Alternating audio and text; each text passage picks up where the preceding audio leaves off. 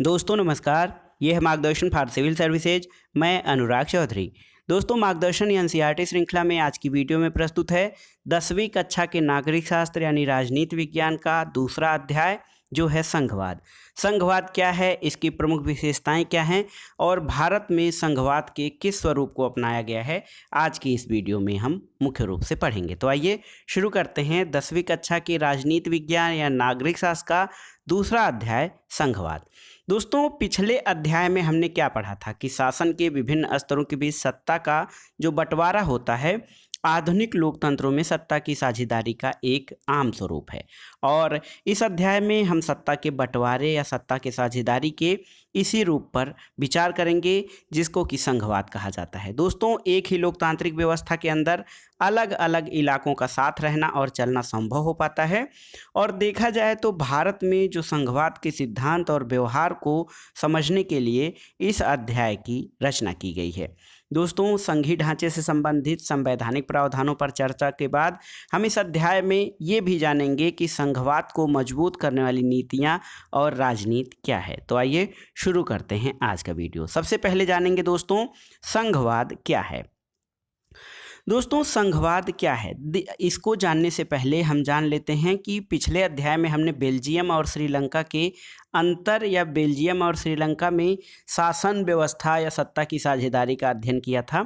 और आपको ये भी याद होगा कि बेल्जियम के संविधान में कुछ बदलाव किए गए थे, उससे केंद्रीय सरकार की शक्ति में कमी करना और ये अधिकार प्रांतीय सरकारों को दिए गए थे। बेल्जियम में उससे पहले भी प्रांतीय सरकारें थी, तब भी इनकी अपनी भूमिका थी, अपने अधिकार थे, लेकिन ये अधिकार उनको केंद्र द्वारा दिए गए थे और इन्हें केंद्रीय सरकार वापस भी ले सकती थी। 1993 में बेल्जियम में कुछ बदलाव हुए और प्रांतीय सरकारों को कुछ संवैधानिक अधिकार दिए गए थे। इन अधिकारों के लिए प्रांतीय सरकारें अब केंद्र पर निर्भर नहीं रहीं और इस प्रकार बेल्जियम ने एकात्मक शासन की जगह संघीय शासन प्रणाली को अपना लिया था। श्रीलंका में देखा जाए तो व्यवहारिक रूप से अभी भी एकात्मक शासन व्यवस्था है और वहां पर केंद्रीय सरकार के पास सभी अधिकार हैं। श्रीलंका के तमिल नेता चाहते थे कि देश में सच्चे अर्थों में संघीय शासन व्यवस्था कायम हो, लेकिन वो नहीं हो पाया। दोस्तों संघीय शासन व्यवस्था में सर्वोच्च सत्ता केंद्रीय प्राधिकार और उसकी विभिन्न आनुषंगिक इकाइयों के बीच बंट जाती हैं। संघीय सरकार की या संघीय व्यवस्था की सबसे बड़ी विशेषता ये है कि जो सर्वोच्च सत्ता होती है केंद्रीय सरकार और उसकी विभिन्न इकाइयों के बीच बंटती हैं और आमतौर पर संघीय व्यवस्था में दो स्तर पर सरकारें होती हैं। इसमें से एक सरकार पूरे देश के लिए होती है जिसके जिम्मे राष्ट्रीय महत्व के विषय होते हैं। फिर राज्य या प्रांतों के स्तर की सरकारें होती हैं जो शासन के दिन प्रतिदिन के कामकाज को देखती हैं। सत्ता के इन दोनों स्तर पर सरकारें अपने अपने स्तर पर स्वतंत्र होकर अपना अपना काम करती हैं। तो एक आधार पर देखा जाए तो संघीय व्यवस्था शासन एकात्मक व्यवस्था से ठीक उलट है। एकात्मक व्यवस्था में जहां संपूर्ण शक्तियां केंद्र के पास होती हैं, वहां पर संघीय व्यवस्था में शक्तियों का विभाजन केंद्र और उनकी इकाइयों के बीच किया जाता है। दोस्तों एकात्मक सरकार में क्या होता है कि केंद्रीय सरकार प्रांतीय या स्थानीय सरकारों को देखिए आदेश दे सकती है, लेकिन संघीय व्यवस्था में ऐसा नहीं है। संघीय व्यवस्था में केंद्रीय सरकार राज्य सरकार को कुछ खास करने का आदेश नहीं दे सकती है।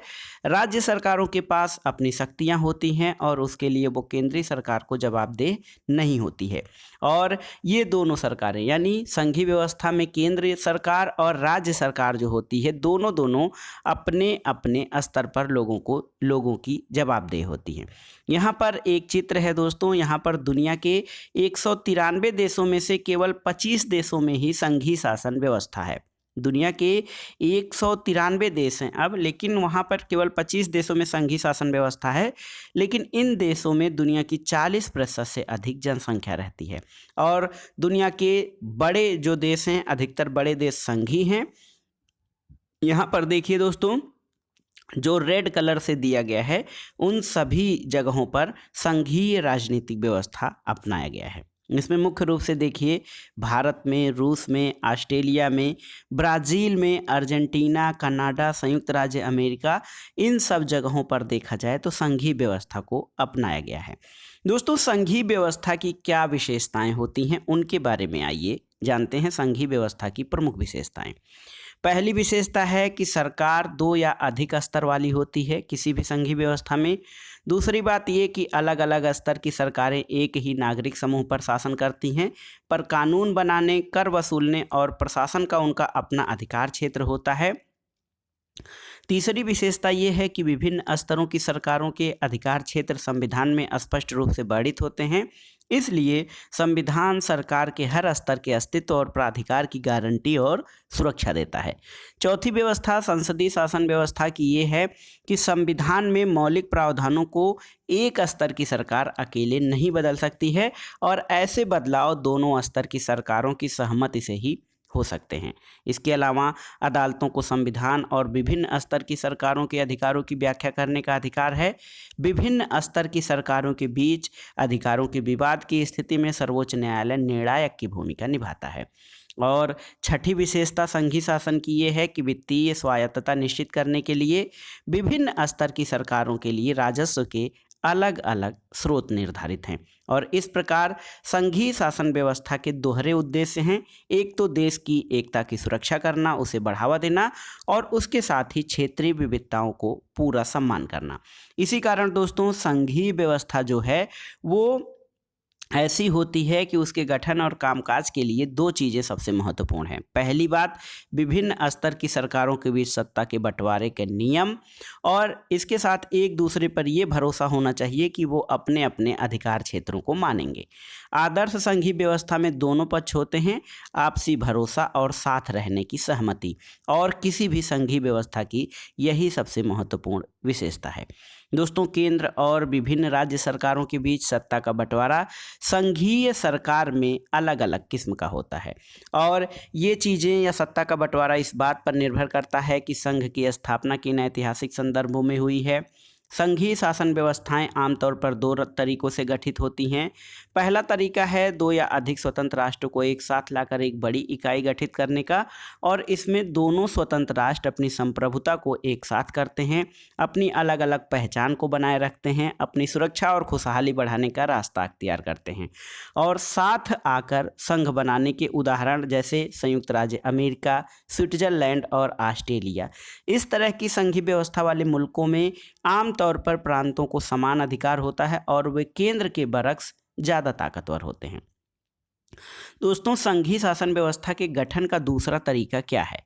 दूसरा तरीका ये है कि बड़े देश अपनी आंतरिक विविधता को ध्यान में रखते हुए राज्यों का गठन करते हैं, फिर राज्य और राष्ट्रीय सरकार के बीच सत्ता का बंटवारा होता है और भारत में इसी प्रकार की व्यवस्था की गई है। भारत के अलावा बेल्जियम और स्पेन भी इसके उदाहरण हैं। इस दूसरी श्रेणी वाली संघीय व्यवस्था में राज्यों के बरक्स केंद्र सरकार ज़्यादा ताकतवर होती है और अक्सर इस व्यवस्था में विभिन्न राज्यों को समान अधिकार दिए जाते हैं, पर विशेष स्थिति में किसी किसी प्रांत को विशेष अधिकार दिए जाते हैं। अधिकार क्षेत्र या ज्यूरिसडिक्शन क्या होता है?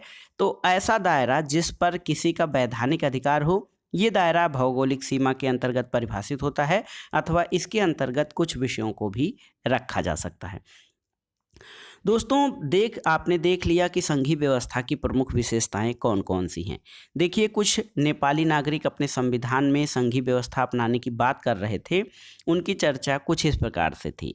खगराज एक हैं, उन्हें कहते हैं कि मुझे संघीय व्यवस्था पसंद नहीं आई, इससे भारत की तरह हमारे यहाँ सीटों को आरक्षित करना पड़ेगा। मीता कहती है हमारा देश कोई बड़ा नहीं है, इसमें संघ की क्या ज़रूरत है।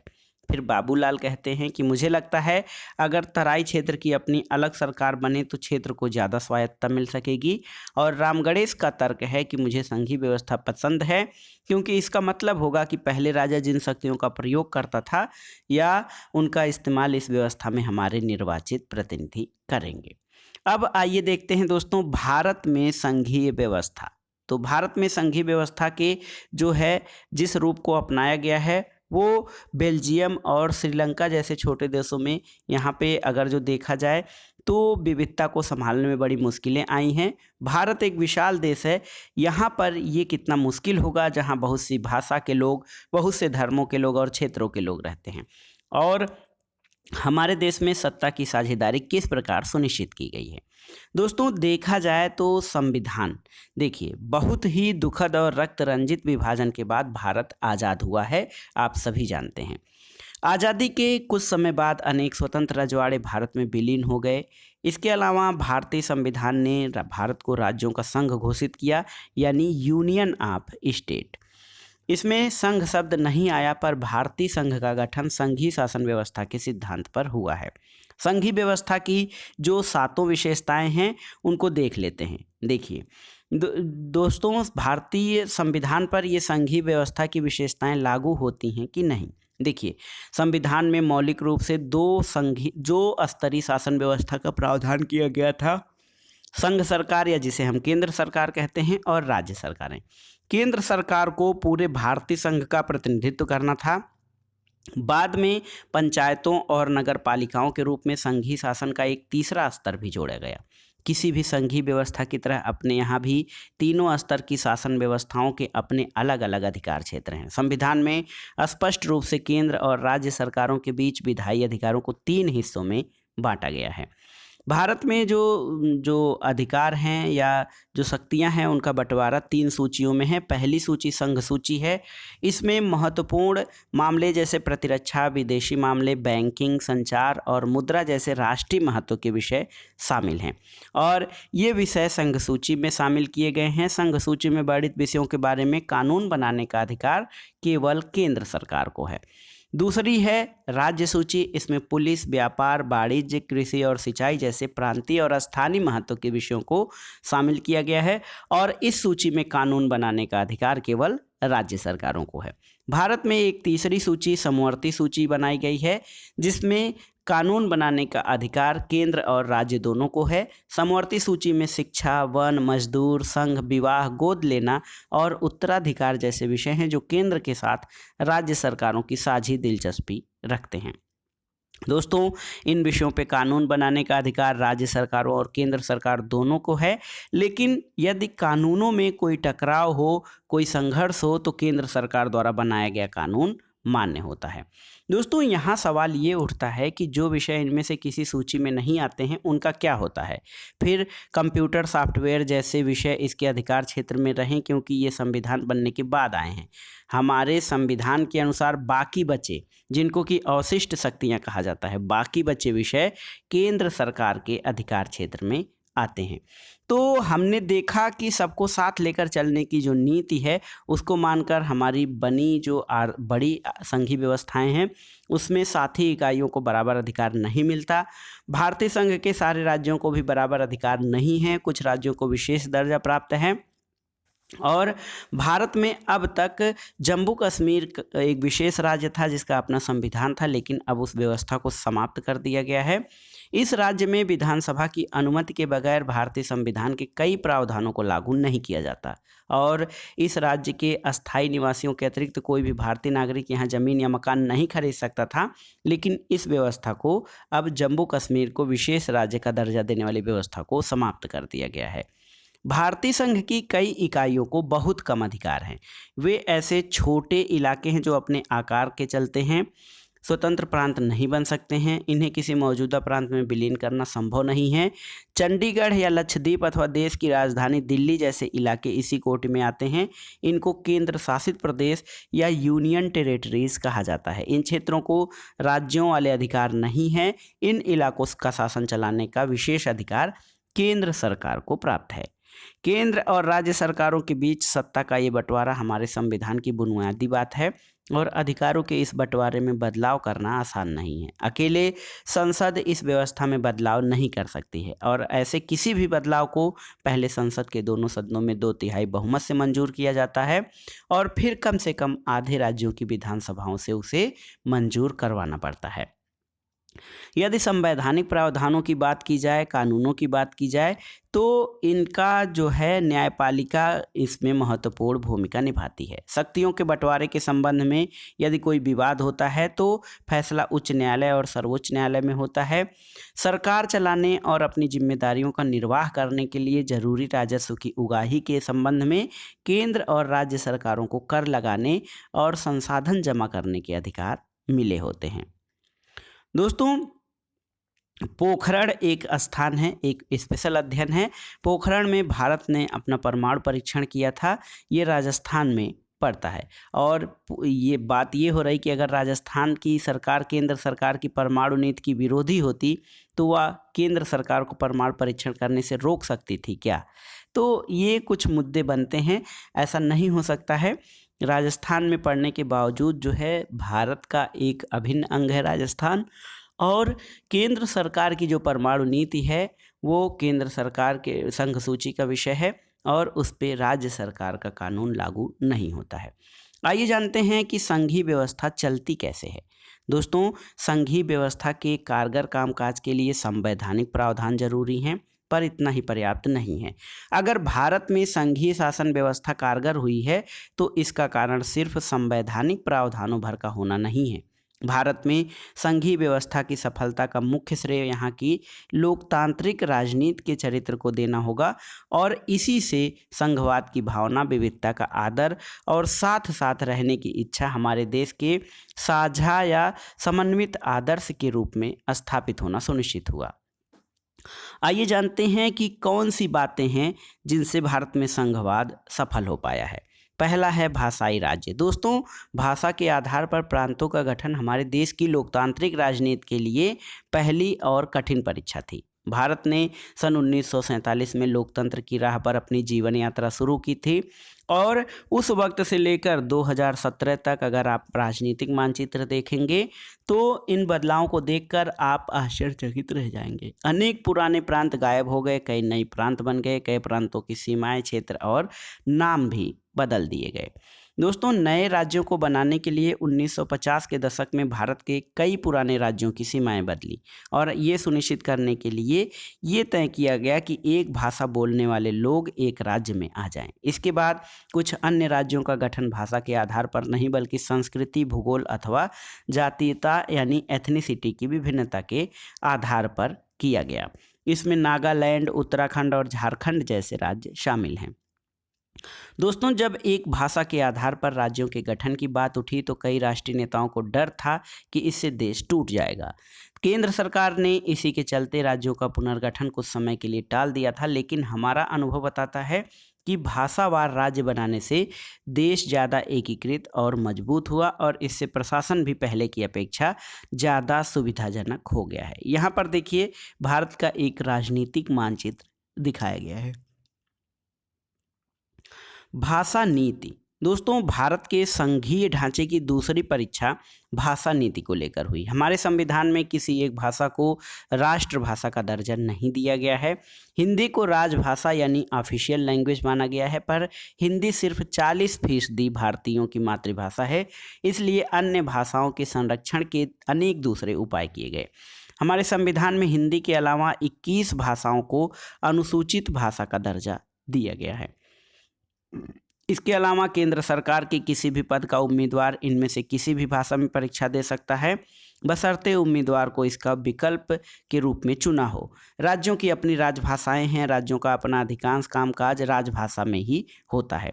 दोस्तों, श्रीलंका के उलट हमारे देश के नेताओं ने हिंदी के उपयोग को बढ़ावा देने के मामले में बहुत सावधानी भरा व्यवहार किया।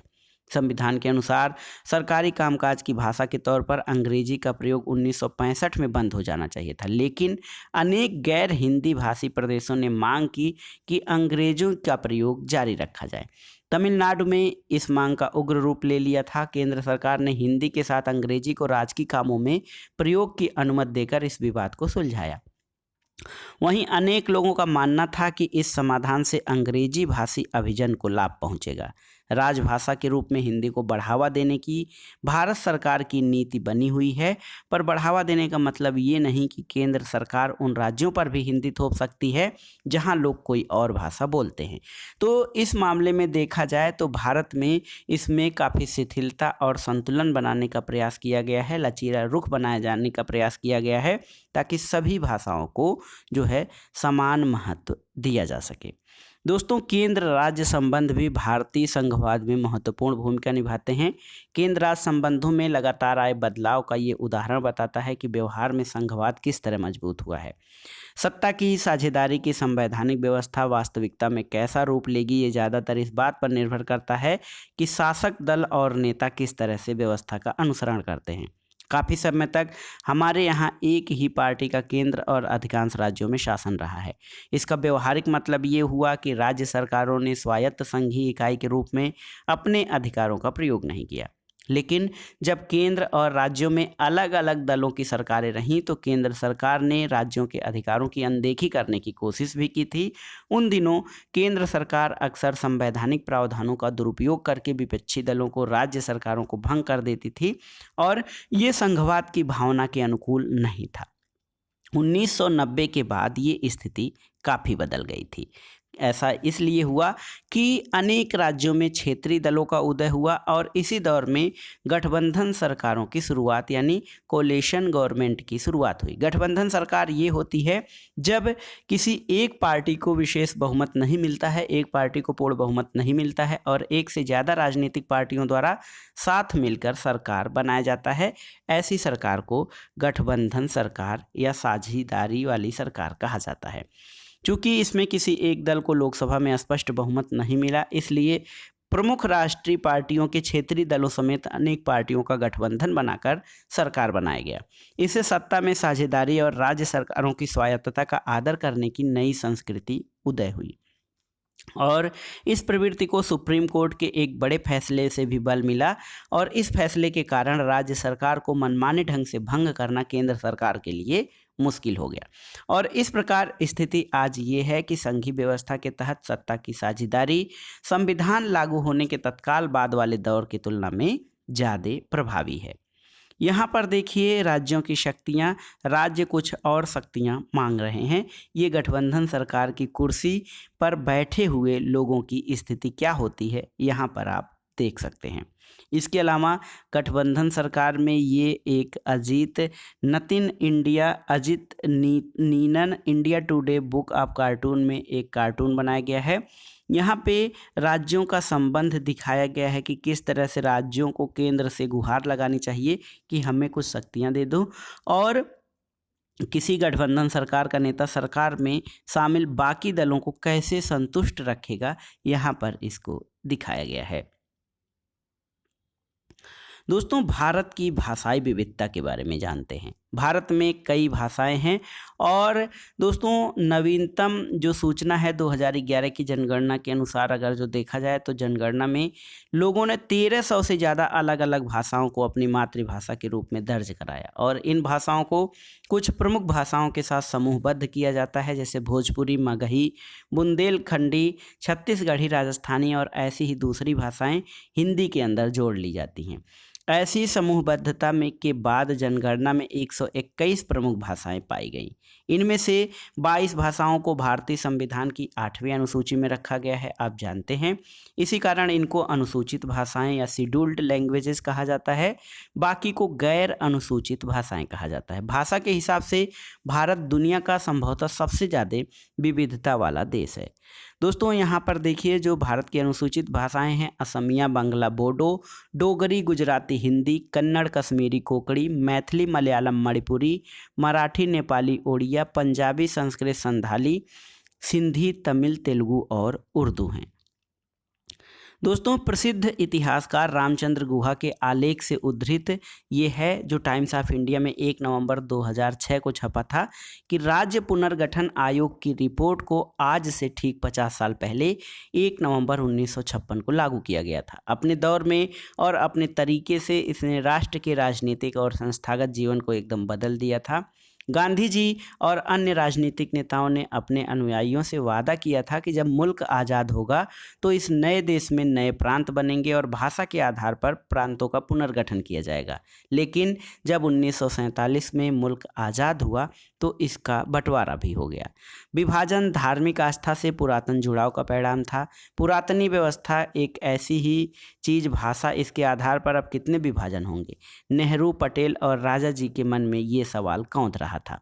बहरहाल, भारत की एकता को कमज़ोर करने की जगह भाषा के आधार पर गठित राज्यों ने इसकी एकता को मजबूत करने में प्रमुख भूमिका निभाई है। एक व्यक्ति कन्नड़ और भारतीय या बंगाली और भारतीय अथवा तमिल तथा भारतीय या गुजराती और भारतीय जैसी दो पहचानों के साथ आसानी से जीता है। ये विवाद सुखद तो नहीं, लेकिन उतने बुरे भी नहीं कहे जा सकते, और भाषावार राज्यों के गठन ने भारत को एक भयावह स्थिति से बचा लिया। अगर तेलुगु, मराठी वगैरह बोलने वालों की भावनाओं का ख्याल न रखा गया होता तो यहाँ की स्थिति कुछ इस प्रकार की होती कि एक भाषा 14-15 राष्ट्र।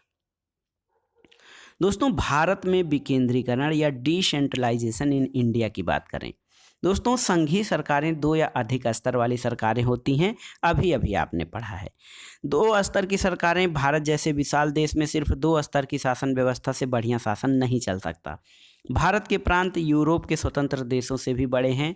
जनसंख्या के हिसाब से उत्तर प्रदेश रूस से भी बड़ा है और महाराष्ट्र लगभग जर्मनी के बराबर है। भारत के अनेक राज्य खुद भी अंदरूनी तौर पर अनेक प्रकार की विभिन्नताओं और विविधताओं से भरे हैं। इस प्रकार इन राज्यों में भी सत्ता को बांटने की जरूरत है। भारत में संघीय सत्ता की साझेदारी 3 स्तरों पर की गई है।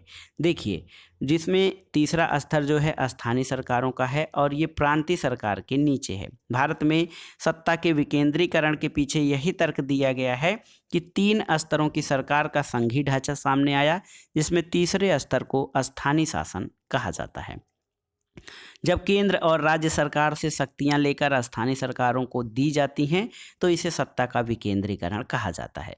विकेंद्रीकरण के पीछे की बुनियादी सोच क्या है? दोस्तों, इसके पीछे की सोच ये है कि अनेक मुद्दों और समस्याओं का निपटारा स्थानीय स्तर पर ही बढ़िया ढंग से हो सकता है। लोगों को अपने इलाके की समस्याओं की बेहतर समझ होती है। लोगों को इस बात की अच्छी जानकारी होती है कि पैसा कहाँ खर्च किया जाए और चीज़ों का अधिक कुशलता से उपयोग किस तरह किया जा सकता है। इसके अलावा स्थानीय स्तर पर लोगों को फैसले में सीधे भागीदार बनाना भी संभव हो जाता है। इससे लोकतांत्रिक भागीदारी की आदत पड़ती है। स्थानीय सरकारों की स्थापना एक प्रकार से स्वशासन के लोकतांत्रिक सिद्धांत को वास्तविक बनाने का सबसे अच्छा तरीका भी होता है। दोस्तों, विकेंद्रीकरण की ज़रूरत हमारे संविधान में भी स्वीकार की गई थी और बाद में गांव और शहर के स्तर पर सत्ता के विकेंद्रीकरण की कई कोशिशें हुई हैं। सभी राज्यों में गांव के स्तर पर ग्राम पंचायतें और शहरों में नगर पालिकाओं की स्थापना की गई, पर इन्हें राज्य सरकारों के सीधे नियंत्रण में रखा गया था। इन स्थानीय सरकारों के लिए नियमित ढंग से चुनाव भी नहीं कराए गए थे और इनके पास न तो अपना कोई अधिकार था न संसाधन, और इस प्रकार प्रभावी ढंग से सत्ता का विकेंद्रीकरण नाम मात्र का हुआ था। वास्तविक विकेंद्रीकरण की दिशा में एक बड़ा कदम 1992 में उठाया गया, जब संविधान में संशोधन करके लोकतांत्रिक शासन व्यवस्था के तीसरे स्तर को ज़्यादा शक्तिशाली और प्रभावी बनाया गया। और यही नहीं, ग्राम पंचायतों को संवैधानिक स्तर का संवैधानिक दर्जा दिया गया। अब क्या है कि अब की स्थिति ये है, स्थानीय स्वशासी निकायों के चुनाव नियमित रूप से कराना संवैधानिक बाध्यता है। निर्वाचित स्वशासी निकायों के सदस्य और पदाधिकारियों के पदों में अनुसूचित जातियों, अनुसूचित जनजातियों और पिछड़ी जातियों के लिए सीटें आरक्षित हैं और कम से कम 1/3 महिलाओं के लिए आरक्षित किया गया है। हर राज्य में पंचायत और नगर पालिका चुनाव कराने के लिए राज्य चुनाव आयोग नामक स्वतंत्र संस्था का गठन किया गया है और राज्य सरकारों को अपने राजस्व और अधिकारों का कुछ हिस्सा इन स्थानीय स्वशासी निकायों को देना पड़ता है। सत्ता में भागीदारी की प्रकृति हर राज्य में अलग अलग होती है। दोस्तों, गांव के स्तर पर मौजूद स्थानीय शासन जो होता है वो पंचायती राज के नाम से जाना जाता है। प्रत्येक गांव में यानी एक ग्राम पंचायत होती है और एक तरह की ये परिषद होती है जिसमें कई सदस्य और एक अध्यक्ष होता है। सदस्य वार्डों से चुने जाते हैं और इनको सामान्यतः पंच कहा जाता है। अध्यक्ष को प्रधान या सरपंच कहा जाता है। इनका चुनाव गांव अथवा वार्ड में रहने वाले सभी वयस्क लोग मतदान के जरिए करते हैं। ये पूरे पंचायत के लिए फैसला लेने वालों की संस्था है।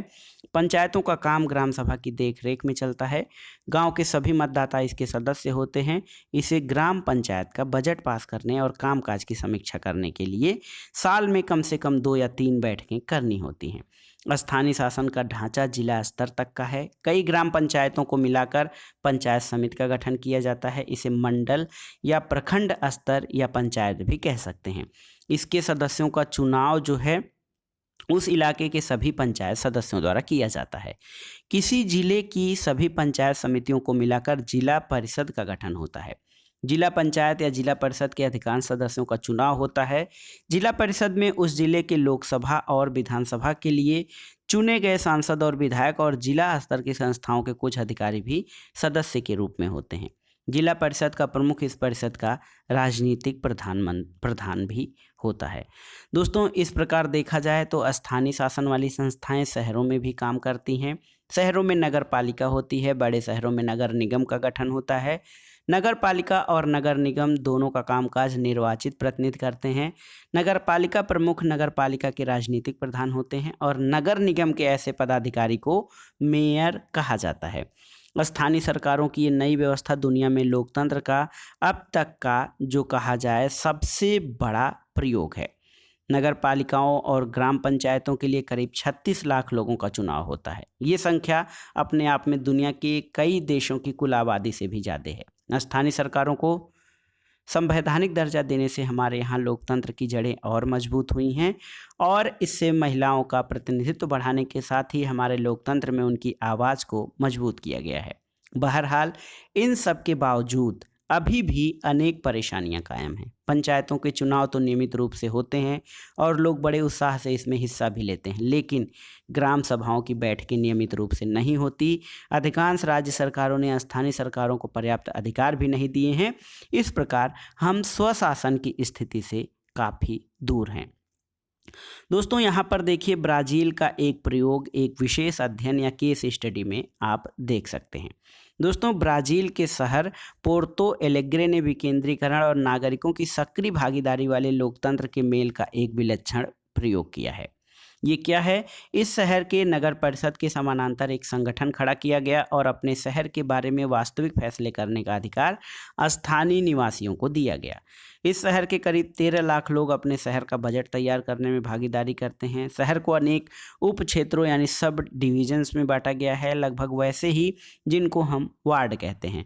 हर उप क्षेत्र की अपनी अपनी बैठक होती है। इसका स्वरूप ग्राम सभा की तरह और उस इलाके के सभी नागरिक भाग लेते हैं। फिर कुछ बैठकें पूरे शहर को प्रभावित करने वाले मुद्दों पर होती हैं और उसमें शहर का कोई भी नागरिक भाग ले सकता है। इसमें शहर के बजट पर चर्चा होती है। इसके बाद प्रस्तावों को नगर पालिका के सामने पेश किया जाता है जो अंतिम फैसला लेती है। हर साल फैसले लेने की इस प्रक्रिया में करीब 20,000 लोग हिस्सा लेते हैं और इस तरीके को अपनाने की से ये सुनिश्चित हो गया है कि बजट सिर्फ अमीर लोगों की बस्तियों में ही खर्च नहीं किया जाएगा। अब सभी गरीब बस्तियों तक बसें जाती हैं। पुनर्वास का इंतजाम किए बगैर भवन निर्माता झुग्गी वालों को उजाड़ नहीं सकते हैं। दोस्तों, अपने देश में केरल के कुछ इलाकों में भी ऐसे प्रयोग किए गए हैं। वहाँ आम लोगों ने अपनी बस्तियों के विकास के लिए योजना तैयार करने में सक्रिय भागीदारी की है। तो दोस्तों, ये था आज का वीडियो 10वीं कक्षा के राजनीति विज्ञान यानी नागरिक शास्त्र का दूसरा अध्याय जो था संघवाद। इसमें आपने विस्तार से पढ़ा कि संघवाद क्या है, इसकी विशेषताएं क्या हैं, भारत में संघवाद के किस स्वरूप को अपनाया गया है और साथ ही आपने विकेंद्रीकरण जैसे महत्वपूर्ण टॉपिक के बारे में विस्तार से समझा। वीडियो आपको कैसा लगा हमें कमेंट बॉक्स में ज़रूर बताइएगा। वीडियो को लाइक करें, शेयर करें और इस चैनल मार्गदर्शन फॉर सिविल सर्विसेज को सब्सक्राइब करें। वीडियो देखने के लिए धन्यवाद दोस्तों। नमस्कार।